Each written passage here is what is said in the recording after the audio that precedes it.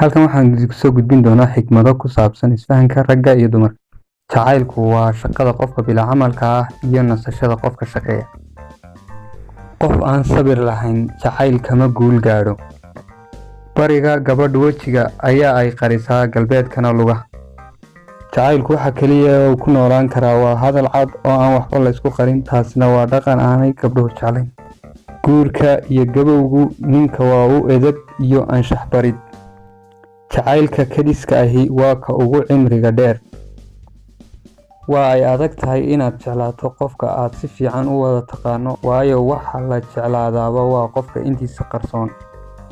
Gabadha waxa laga abuuray laf ninka ka mid ah, laakiin madaxa lagama soo saarin laftaasi si aanay ninka u xukumin.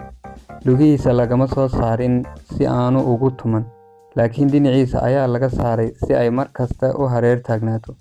Weliba gacmihiisa hoostiisa si ay uga ag dhawaato wadnihiisa si uu u jeclaado. Guurku lamaana hal qof baa uu iskaga dhigaa, laakiin labadooda ka halka qof noqonaya ayaa ah sirta aan guurka ka hor lasii ogaanin.